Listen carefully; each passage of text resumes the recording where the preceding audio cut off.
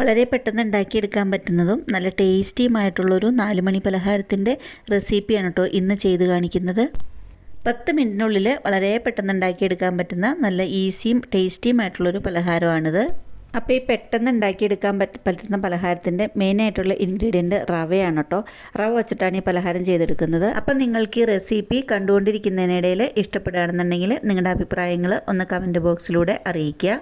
അപ്പോൾ ഈ പെട്ടെന്ന് ഉണ്ടാക്കിയെടുക്കാൻ പറ്റുന്ന പലഹാരം എങ്ങനെയാണ് ചെയ്തെടുക്കുന്നതെന്ന് നോക്കാം. ഞാനിപ്പോൾ അതിനായിട്ടൊരു ബൗൾ എടുത്തിട്ടുണ്ട്. ആ ബൗളിലേക്ക് ഞാനിപ്പോൾ ഇവിടെ ഒരു 3/4 കപ്പ് ശർക്കരപ്പൊടിയാണ് ചേർത്ത് കൊടുക്കുന്നത്. അപ്പോൾ ഈ 3/4 കപ്പ് ശർക്കരപ്പൊടി ചേർത്ത് കൊടുത്തിരിക്കുന്ന ബൗള് നമ്മൾക്കിവിടെ മാറ്റി വയ്ക്കാം. പിന്നെ ഒരു മിക്സിയുടെ ജാറിലേക്ക് ഞാൻ അതേ സെയിം കപ്പിൽ തന്നെ 1 കപ്പ് റവ എടുത്തിട്ടുണ്ട്. നമ്മൾ ഏത് പലഹാരം ഉണ്ടാക്കാനാണെന്നുണ്ടെങ്കിലും ഒരു കപ്പ് എടുക്കുമ്പം അതേ സെയിം കപ്പ് തന്നെ എല്ലാ ഇൻഗ്രീഡിയൻസിൻ്റെ മെഷർമെൻറ്റിനും ഉപയോഗിക്കുക. അപ്പോൾ അതേ കപ്പിൽ തന്നെ 1/2 കപ്പ് ഗോതമ്പ് പൊടിയും 1/4 കപ്പ് അരിപ്പൊടിയും കൂടെയും ചേർത്ത് കൊടുത്തിട്ടുണ്ട്. അതിന് ശേഷം 1 സ്പൂൺ ഏലക്കാപ്പൊടി കൂടെ ചേർത്ത് കൊടുത്തു കഴിഞ്ഞതിന് ശേഷം നമ്മൾക്കിത് ഒന്ന് പൊടിച്ച് എടുത്തിട്ട് വരാം. അതിൻ്റെ കൂടെ തന്നെ ഇതെല്ലാം ഒന്ന് മിക്സായി കിട്ടും. റവ ചെറുതായിട്ടൊന്ന് പൊടിഞ്ഞ് കിട്ടും. അപ്പോൾ ഈ എടുത്തിരിക്കുന്ന ഇൻഗ്രീഡിയൻസ് എല്ലാം കൂടെ ഞാൻ ഈ നേരത്തെ എടുത്ത് വെച്ചിരിക്കുന്ന ശർക്കരപ്പൊടിയിലേക്ക് ഇട്ട് കൊടുത്തിട്ടുണ്ട്.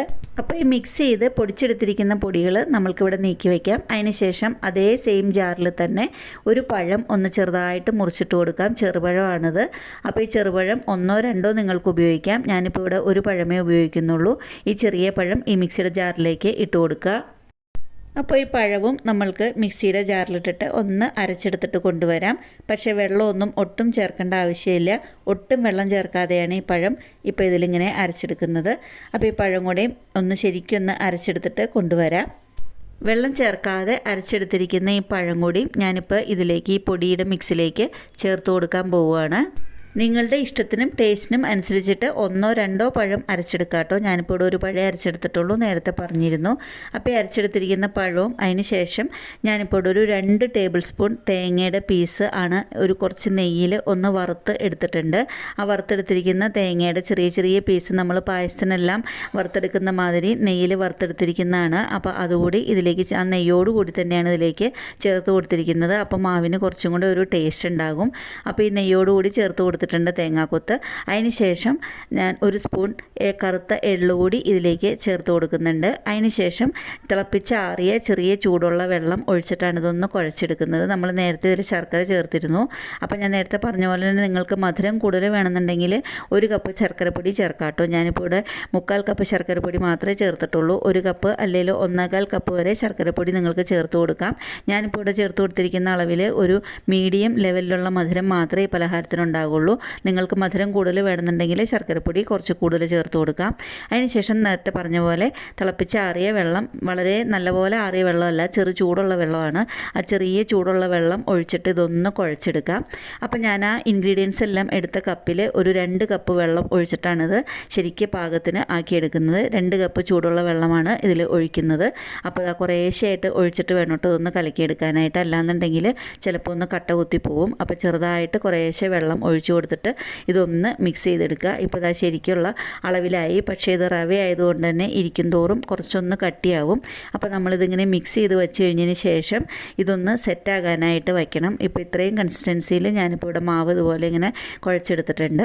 അപ്പോൾ അതിന് ശേഷം ഇതൊന്ന് കുറച്ച് സമയം ഒരു 10 മിനിറ്റോളം ഇത് ചെറുതായിട്ടൊന്ന് അടച്ച് വയ്ക്കാം നമുക്ക്. അപ്പോൾ അടച്ച് വെച്ച് കഴിഞ്ഞിട്ട് തുറന്ന് നോക്കുമ്പം വീണ്ടും കുറച്ചൊന്ന് റവ ആയതുകൊണ്ട് അത് കട്ടിയായിട്ടുണ്ടാവും. ഇപ്പോൾ ഇതാ 10 മിനിറ്റ് ഒന്ന് അടച്ച് വെച്ചിട്ടുണ്ട്. അതിന് ശേഷം ഇത് തുറന്ന് നോക്കുമ്പം മാവ് നേരത്തേലും കുറച്ച് കട്ടിയായിട്ടുണ്ടാവും. റവ ആയതുകൊണ്ട് തന്നെ ഇത് ചെറുതായിട്ടൊന്ന് കട്ടിയായി കിട്ടിയിട്ടുണ്ട്. അപ്പം അതിലേക്കൊരു 2-3 ടേബിൾ സ്പൂൺ ബാക്കിയിരിക്കുന്ന മൊത്തം 2 കപ്പ് വെള്ളമാണ് ഞാൻ പറഞ്ഞത്. ഇൻഗ്രീഡിയൻസ് എല്ലാം എടുത്ത കപ്പിൽ 2 കപ്പ് വെള്ളത്തിലാണ് ഇത് മിക്സ് ചെയ്തെടുക്കുന്നത്.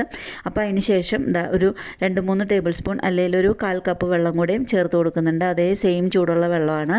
അപ്പോൾ ചെറിയ ചൂടുള്ള വെള്ളം കൂടെയും ചേർത്തിട്ട് ഈ മാവ് ഒന്ന് ലൂസാക്കി എടുക്കുക. അപ്പോൾ അതിന് ശേഷം ഇത് നമ്മൾക്ക് ഈ പലഹാരം ചുട്ടെടുക്കാൻ പറ്റും. അപ്പോൾ ഇത് വെള്ളം കൂടെ ചേർത്ത് കൊടുത്തിട്ട് ശരിക്കും ഒന്ന് മിക്സ് ചെയ്ത് കൊടുക്കണം. നല്ലപോലെ ആ പഴമെല്ലാം എല്ലായിടത്തും ആകാൻ പാകത്തിന് ആദ്യമേ തന്നെ മിക്സ് ചെയ്യുമ്പം തന്നെ ശരിക്കും ഒന്ന് മിക്സ് ചെയ്ത് കൊടുക്കുക. അപ്പോൾ ഞാൻ നേരത്തെ തന്നെ ഉണ്ണിയപ്പച്ചട്ടി ഇതൊന്ന് ചൂടാകാനായിട്ട് വെച്ചിട്ടുണ്ടായിരുന്നു. ഉണ്ണിയപ്പച്ചട്ടിയിൽ വേണമെന്നില്ല, സാധാരണ ചട്ടിയിലാണെന്നുണ്ടെങ്കിലും ഉണ്ടാക്കിയെടുക്കാം. പക്ഷേ ഇത് വെളിച്ചെണ്ണയിലോ നെയ്യിലോ ഉണ്ടാക്കിയെടുക്കുന്നതാണ് കൂടുതൽ ടേസ്റ്റ്. അപ്പോൾ ഉണ്ണിയപ്പച്ചട്ടി ആയതുകൊണ്ട് തന്നെ ആ കുഴിയുടെ 1/4 ഭാഗം മാത്രം വെളിച്ചെണ്ണ ഒഴിച്ചു കൊടുത്തിട്ടുണ്ട്. നെയ്യാണെന്നുണ്ടെങ്കിലും 1/4 ഭാഗം മാത്രം ഒഴിച്ചു കൊടുത്താലും മതി. അപ്പോൾ കാൽഭാഗത്തോളം വെളിച്ചെണ്ണ അല്ലാന്നുണ്ടെങ്കിൽ നെയ്യിലുണ്ടാക്കണം കേട്ടോ. ഓയിലൊന്നും ഉണ്ടാക്കിയാൽ ടേസ്റ്റ് ഉണ്ടാവില്ല. അപ്പോൾ ഇതിപ്പോൾ ഇവിടെ ഞാൻ വെളിച്ചെണ്ണയാണ് എടുത്തേക്കുന്നത്. അപ്പോൾ ഈ വെളിച്ചെണ്ണ ഒഴിച്ചു കൊടുത്തു കഴിഞ്ഞിട്ട് ഇത് ശരിക്കും ചൂടായി കഴിഞ്ഞ് കഴിയുമ്പോൾ വേണം മാവ് ഒഴിച്ചു കൊടുക്കാനായിട്ട്. മാവ് ഒഴിച്ചു കൊടുക്കാനായിട്ട് ഞാനിപ്പോൾ ഇവിടെ ഒരു ഗ്ലാസ്സിലേക്ക് മാറ്റിയിട്ടുണ്ട്. ശരിക്കും ഒഴിക്കാൻ വേണ്ടിയിട്ടാണ് ഗ്ലാസ്സിലേക്ക് മാറ്റിയിരിക്കുന്നത്. അപ്പോൾ അതിന് ശേഷം നമ്മൾക്കിത് ഓരോ കുഴിയിലും ഒരു 1/4 കുഴിയുടെ അളവോളം മാത്രം ഒഴിച്ചു കൊടുക്കുക. ഫുള്ള് ഒഴിച്ചു കൊടുക്കരുത്, നിറച്ചൊഴിച്ചു കൊടുക്കരുത്. അപ്പോൾ ചട്ടിയുടെ കുഴിയുടെ 1/4 ഭാഗത്തോളം വെളിച്ചെണ്ണയോ നെയ്യോ ഏതാണെന്ന് വെച്ചാൽ ഒഴിക്കുക. അതിന് ശേഷം 1/4 ഭാഗത്തോളം നമ്മൾക്ക് ഈ മാവും ഒഴിച്ചു കൊടുത്തു കഴിഞ്ഞതിന് ശേഷം ശരിക്കും ഒന്ന് മൊരിച്ച് നമുക്ക് തിരിച്ചും മറിച്ചും ഇട്ടിട്ട് ഇതൊന്ന് വറുത്തെടുക്കാം. ഗോതമ്പ് പൊടി റവയല്ല ആയതുകൊണ്ട് തന്നെ പെട്ടെന്ന് തന്നെ ഇതായി കിട്ടും കേട്ടോ. ഇപ്പോൾ ഇതാ നമുക്ക് ചെറുതായിട്ടൊന്ന് തിരിച്ചിട്ട് കൊടുക്കാം. അതിന് ശേഷം 2 സൈഡും തിരിച്ചും മറിച്ചും ഇട്ട് കൊടുത്തിട്ട് ഇതൊന്ന് ശരിക്കും ഒന്ന് വറുത്തെടുക്കുക. ഒട്ടും എണ്ണ കുടിക്കാതെ നമ്മൾക്കിതൊരു അരിപ്പയിലേക്ക് കോരി മാറ്റാം കേട്ടോ. ഇപ്പോൾ ഇതാ 2 സൈഡും ഇതുപോലെ ഇങ്ങനെ ആയി കഴിഞ്ഞിട്ടുണ്ട്. അപ്പോൾ ഇനിയിപ്പോൾ ഞാനിതൊരു അരിപ്പയിലേക്ക് ഒന്ന് കോരി മാറ്റാൻ പോവുകയാണ്.